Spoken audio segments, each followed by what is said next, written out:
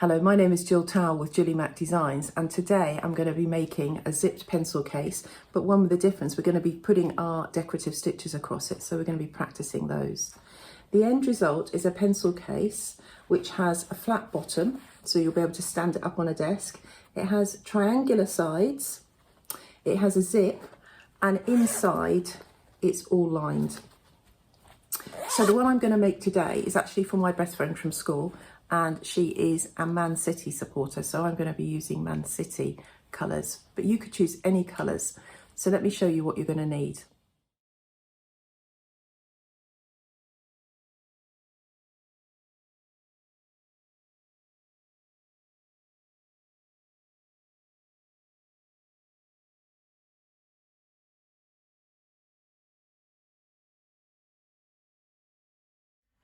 So this is what you're going to need. You're going to need to download the template. You're going to need some fabric for your external. So I'm using this denim. It's quite a lightweight denim. You're going to need some lining fabric. I'm using this football fabric for my lining. This is fusible interfacing that I'm going to iron on. Now, interfacing just makes the fabric that you iron it onto. Sometimes you can have sew-in interfacing. This is iron-on interfacing. It just gives it a little bit more rigidity, it makes it a little bit stiffer, and that's what we want. So even though this is denim, it's not a very thick denim, so I'm going to add some interfacing to it. If you were using something that was quite thick, that was thicker or stiffer as your outside fabric, then you could probably miss out the interfacing. I've got a zip, and I've got my different colours of threads that I'm going to use on the outside. So the first job is to cut around the outside of here, and you will end up with a shape like this. This is my very well used one. And then to cut out you've got to cut out two main, two interfacing, two lining. So for me, that's two of the denim, two of my interfacing, and two of my lining fabric, my footballs. So if you can see, when you cut it out, you put this part on a fold. So let me just show you what I mean by that. So here's my fabric. Now mine happens to be doubled, which is handy, so it's a long piece. So there is a fold there. Now I could put my thing on a fold here, cut out, but that would only allow me to cut out one, and then I'd have two end bits that would be rubbish. If you then fold it before, you've got one fold in it here and you fold it over again, then what you've got is you've got a double fold here. So I put this on here, cut around it. I'm going to end up with two that'll open up like that. So what would happen is this is what I would have cut. 2, 1, 2. Oops, can I open them up? 1, 2. Okay. So make sure you think carefully about how you fold the fabric, because you're going to need one for the front and one for the back. Exactly the same from the football fabric or my lining fabric, and exactly the same from the interfacing fabric. Okay. So I have done this already. Let me show you. So here are my pieces. I've got my two for my external. I've got my two for my interfacing, two for my lining, and I've still got my zip. Okay. So first thing I'm going to do is I'm going to iron on my interfacing to the wrong side. So you may well need help to use the iron. Please make sure you get help to use the iron. And we're just going to line up the interfacing.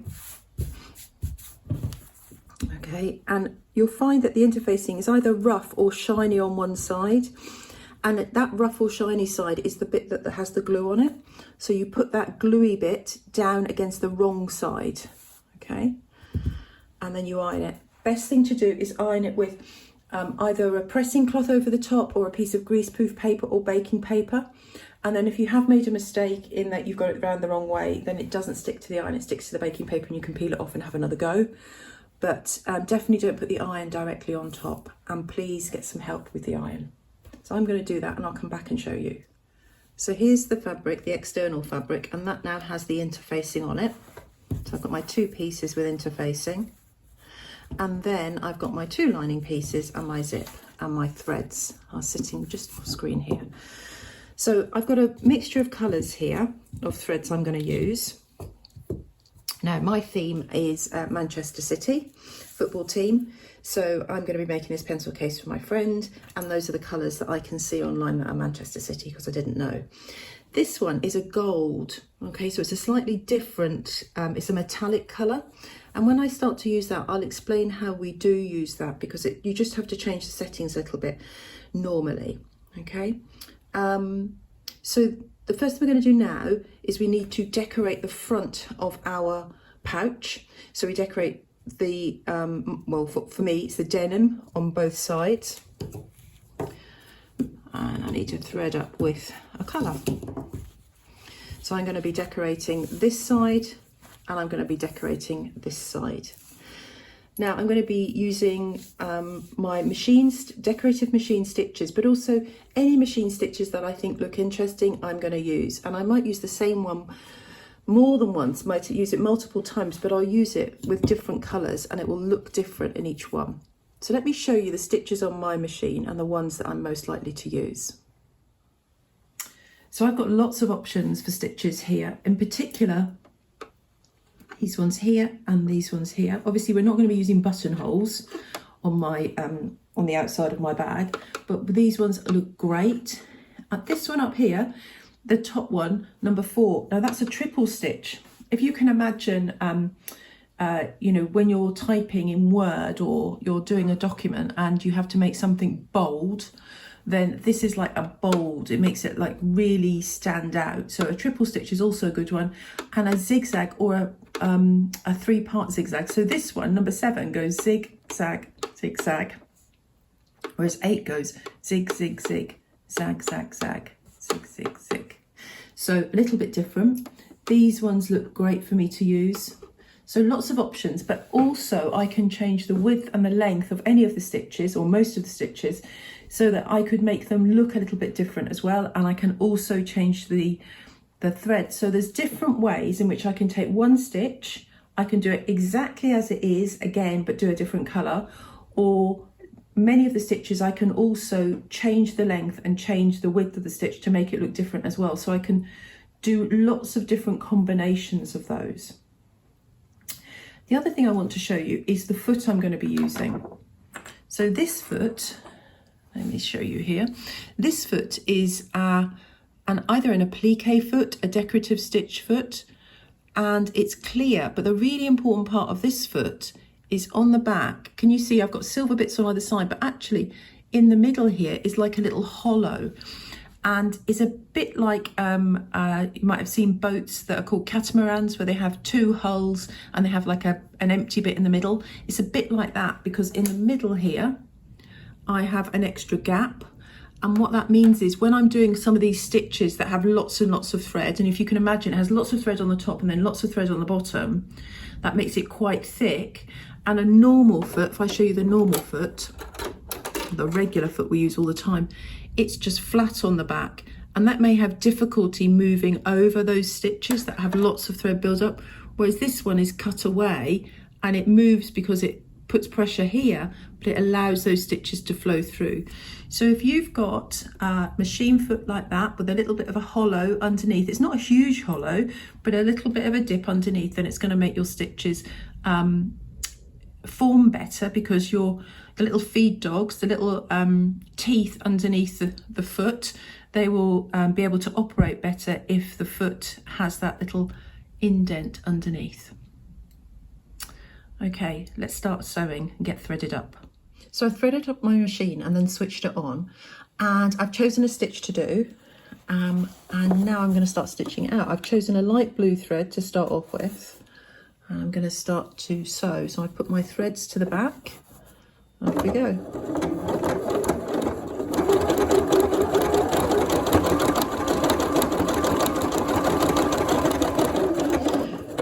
Now with decorative stitches, the machine doesn't move as quickly, so you're not going to get, you know, the whole line done as quickly as you would if you're just doing a straight stitch. So you have to be patient. You don't want to be pulling it through. You're only guiding it. And I think it's better if you're looking at doing wiggles rather than straight lines. But that's up to you because you're decorating the front of your pencil case.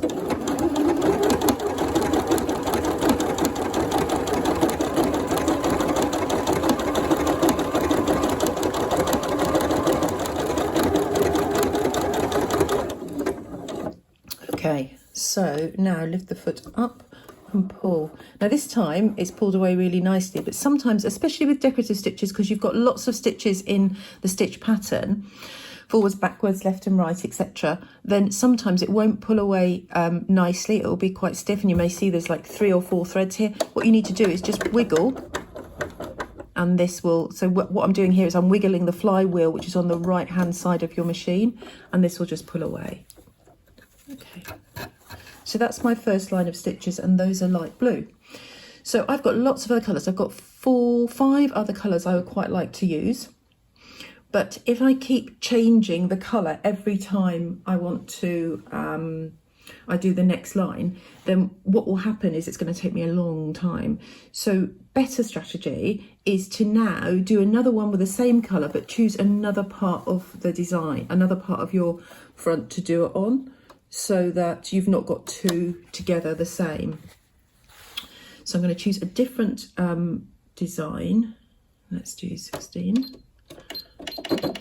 But I'm going to keep this thread in, and I'm actually going to then, after I've done this, I'm going to take my other piece here and I'm going to pop a couple of the light blue with different stitches onto this one, and then I'll change the colour, and I'll do, let's say it's the gold colour, and I'll do 4 lines, 2 on here and 2 on here of the gold colour, and then I'll change to another colour, just so that it means that the number of times I'm changing my thread is less than every single time I do a row.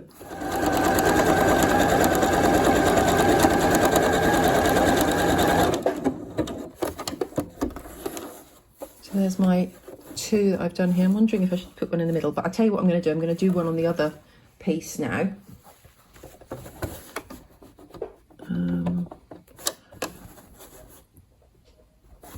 Maybe do one in a different place. So I've got 2 on this one and 2 on the other side. So now I'm going to change my thread, and I'm going to go for this gold thread. Okay, so this gold thread needs to be treated a little bit differently. So I'm going to thread it up, and then I'm going to show you how I treat it differently. So I've threaded up my machine, and I'm ready to go with the metallic thread. Now, metallic thread can be a bit tricky, and if you're not feeling like today's the day, you've got lots of patience, then maybe not today isn't the day for you to use metallic thread. Once you get it going, it's fine. You've just got to find your way. So the first thing I do is, once I've threaded up, is to reduce down my tension. Now the tension is here because the tension discs are here. So it'll be somewhere around in this area, your tension. Sometimes it's slightly up at the top here, but generally it'll be about here. So I'm going to reduce down my tension. It was at 4, and I'm going to take it down to 2. And I'm going to pick a stitch. So I'm just going to pick a stitch that is, do you remember that triple stitch we talked about? Let me move you over so you can see. Do you remember the triple stitch we talked about? So I'm going to be using this stitch here, this triple stitch. I don't want to have a stitch that's going to, you know, go really wide across at the moment until I've tested out whether it's going to work okay. So I'm going to go with my number 4. So let's see how that works.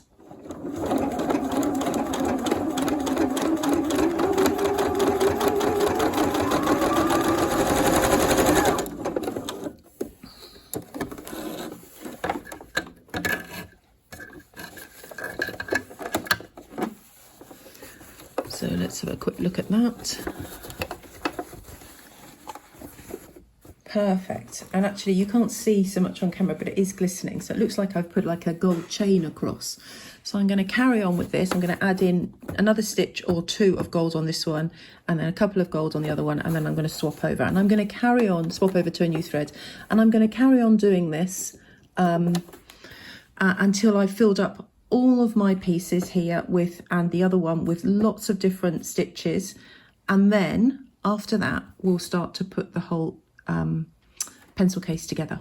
So here are my finished pieces. Now I've just put this little tag in because it's going to my friend, but I'm not expecting you to put a tag in. But you can see I've just filled in. Remember, that was one of my first ones. That was these two are my first ones you saw me do, and then there's our first chain of gold. So they complete actually quite quickly. It seems like it's going to take you a long time, but it doesn't. And what you get out of this is you get to really know your sewing machine, you get to know the stitches, and it is such fun. So if you haven't started yet, you're in for a treat. Next job is we're going to put the zip in and we're going to finish off the bag. So we're going to need your lining, we're going to need the zip. I'm going to use clips, you could use pins, I've got lots and lots of clips here. And you're also going to need a zipper foot. So before we put the foot on, let's do this. So we're going to take one side, so one outside, one exterior. Now my zips, when I do lots of zips like this, I always use really, really long ones. You don't need a short zip. We're going to just cut off the ends because we're going to make this a really simple bag. And we're going to place it right sides together. So this is the right side of your zip with a pull. So I'm going to turn it down and I'm going to, let's get rid of this thread. I'm going to place it down. I'm just going to hang the zippy bit off the end. Okay. And I'm going to make sure that all lines up along here. And then I'm going to take a piece of lining and I'm going to put it right sides down. So that's my right side. I'm going to place it down on top and I'm going to make sure it matches up all the way around the edges here. And it matches up on top, and then I'm going to clip on top here. So I want the edge of the main, the edge of the zip and the edge of the lining all to be together. All the way along.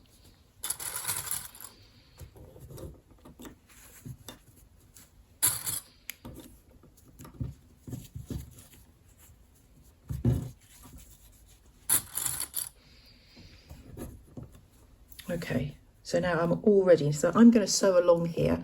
Now, when I sew a zip on, I feel for where the zip is. So the zipper teeth are here and the edge is there. So I'm going to try and sew halfway in the middle. Okay, so let's get the machine set up for sewing a zip. So to put your zipper foot on, we're just going to press the button at the back and the foot falls off. And you see, you're going to just use the bar. That's how it attaches. And on this one, you've actually got two bars. So you've got one on one side and one on the other. See the bar, one on one side, one on the other. So I'm going to put it on here. Like that. Just check now where your needle is. Now I can move my needle over to the left. So I can change my stitch and move it over to the left. If you watch. And that just helps me. It means that my needle isn't going to go down. I always test my needle by just moving it manually. So now I'm going to sew this on. So remember, I'm going halfway between where I can feel the zipper teeth and the tape, edge of the zipper teeth, where I can feel the zipper teeth and the edge of my fabric.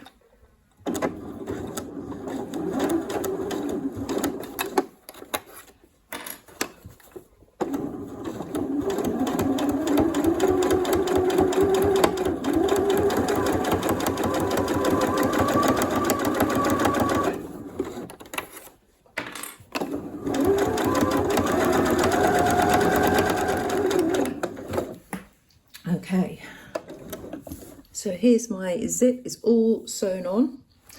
If I look here, I can push this down. So I've got my zip at the top and I've got my lining on the inside and I can't see any of my seam. So now what we want to do is just finger press it down. There's no need to go to the sewing machine, but you do need to finger press this down really, really well. So it's not gonna pop up. If you think that this is the lining's gonna move up, you can always stick a clip or a pin in the bottom just to hold the lining in place. Okay, and then we're going to do a top stitch, which is just, a top stitch is a fussy name, but it's really just that it's a stitch that you can see. So in a way, all of our stitches, all the decorative stitches have been top stitched as well. We're just going to stitch all the way down here, and it just holds the lining in place, means that this, your main doesn't roll up, it just holds it all really nicely. So let's do that.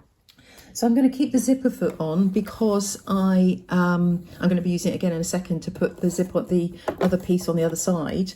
The only thing I'm going to do is I'm going to lengthen my stitch a little bit to about 2.4, 2.6, because this stitch is going through a little bit of thickness here. So it's really that close. So it's only a few millimeters away from the fold.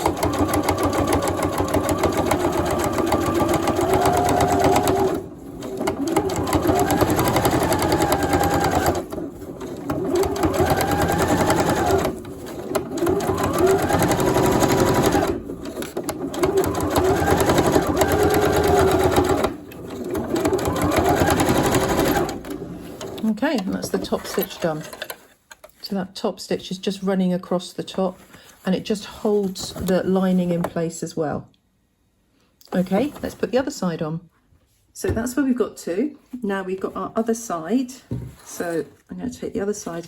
Now I can see a little bit of my interfacing peeking up. I'm just going to ignore that as if it's not there. I'm going to line up. Again, I'm going to put my zip, almost ignoring the fact that this is attached now, facing right sides down.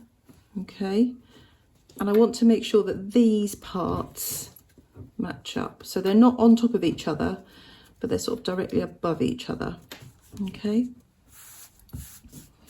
And then I'm going to take my last bit of lining and I'm going to pop it on top of there, right sides down. Okay. So let's have a little review. We've got the lining, the main piece right side up, the zip right side down, and then the lining right side down. I'm going to clip again, and I'm going to sew, and then after I've sewed I'm going to top stitch, and then let's do that, and then I'll show you what we do next. So this is what your piece is going to look like now with the lining on this side. Now what we do is we're going to put the zip into the middle like that, and we're going to put the two right sides, the two outsides together and the two linings together, and we're going to clip them together or pin, whatever you choose.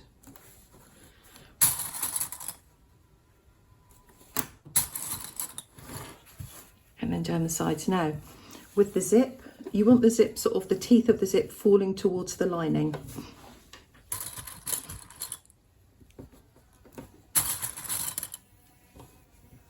Now what we're going to do now is we're going to sew from here, from the side of the lining, we're going to sew all the way down to the end of this side. We're going to do the same here. We're going to sew from the side of the lining all the way down over the zip to this side. Okay. On the main piece, we're going to sew across here. Remember, we're not sewing these bits. We're just going to sew across here. And then on this bit here, we're going to sew from here into the middle, leaving a gap of about 10 centimeters, and then sew from here to here. Okay, so this gap is going to be our turning gap. So let's do that. So I'm going to put my standard foot back on, my regular foot. It's also called a zigzag foot.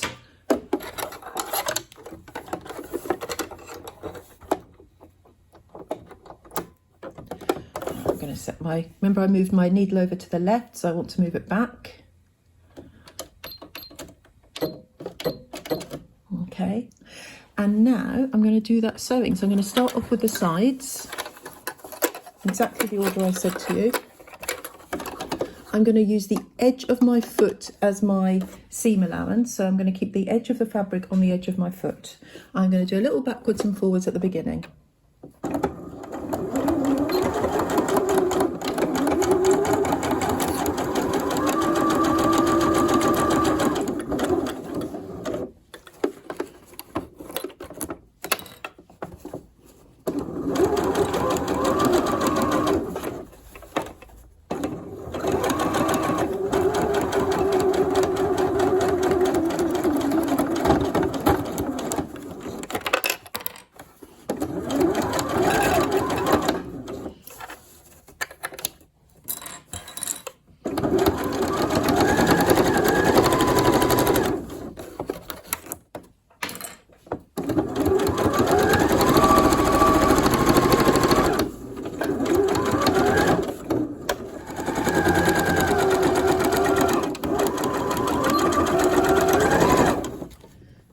So that's all done. Now we are going to box the corners. We're going to deal with these. So let me show you how we do that. So here's one of our corners, okay? One of the main corners. And I always think, if you look at it, you've got that, that sort of little upside down L. If you put your fingers into the middle here, where that L is, and you pull out, it's almost like a wide mouth frog. Let me show you. If I pull out, see these two pieces are coming together. Oops, it's a very little one. So take the middle of the two L's, pull out, and those two pieces come together. Okay, and you're going to push one seam to one side, one seam to the other, and pop a clip on top. Okay, let's do it on the other side. So there's my upside down L. Finger in here, open it out. There's the two sides coming together. And you just need to pinch the side and pull them out. That's it, my two sides coming together. And this is what I think looks like a wide mouth frog. So when we pulled them together, sort of pull the edges so they come out. And we're going to push one to one side, one to the other, so that they sit really, so the seams are on top of each other, but they sit, and that's called nesting the seams. Okay, put a clip on that one. Let's go down and do it on the other corners. Lots of thread here. Let's get rid of some of this thread.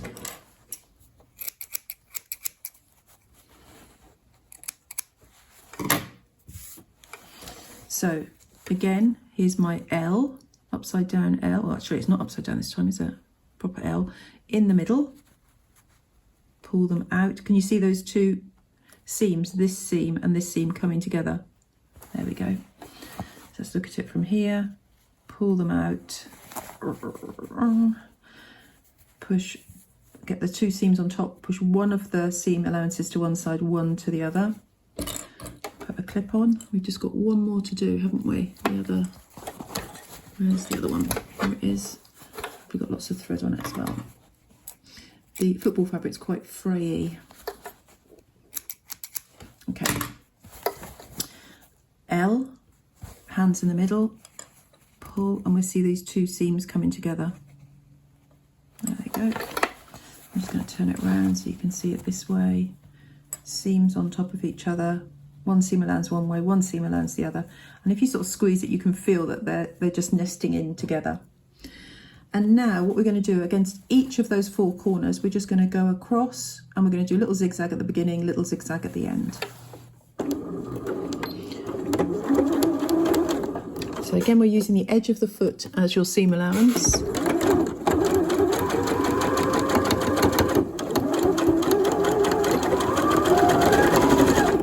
Okay, one done.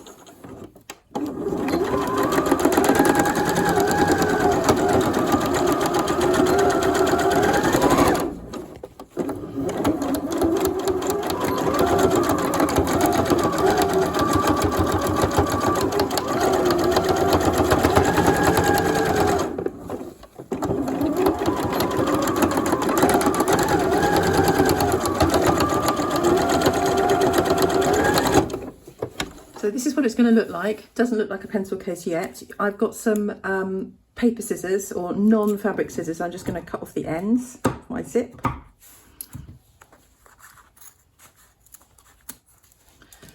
Okay, and now I'm going to pull my pencil case through to the right side.